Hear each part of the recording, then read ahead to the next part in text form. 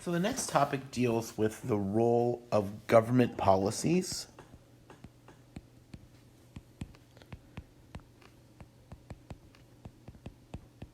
and market outcomes. So there are times where a government can make decisions, can act that will affect markets and alter the market outcome.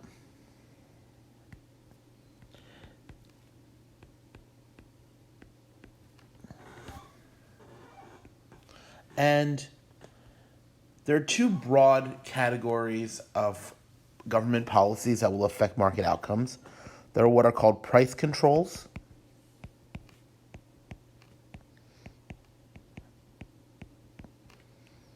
and there are taxes.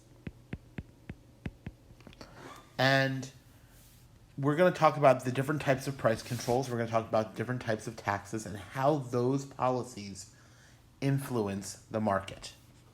So focusing more on price controls, there are two types of price controls. There are what are known as price ceilings, which is a legal maximum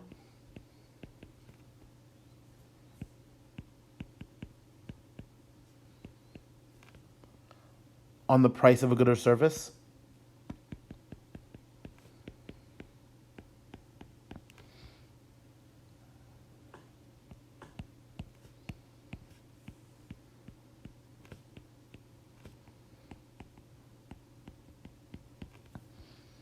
There are what are known, so the best example of price ceilings is rent control. So rent control, government will say, you landlord cannot charge more than a certain amount of money for their apartment. So that's what's called rent control. And then there are price floors.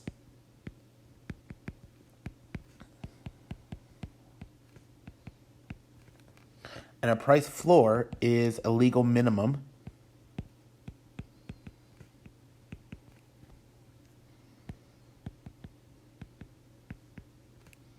on the price of a good or service.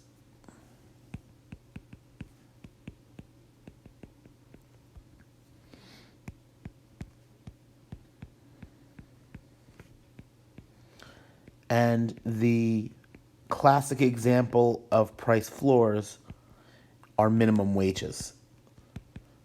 So a minimum wage is a legal minimum on the price of labor.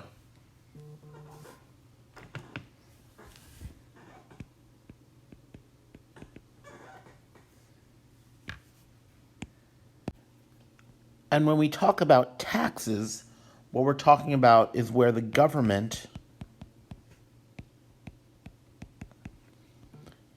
can make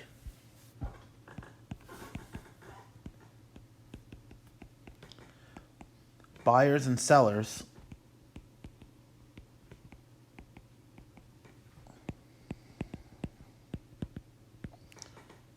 pay a specific amount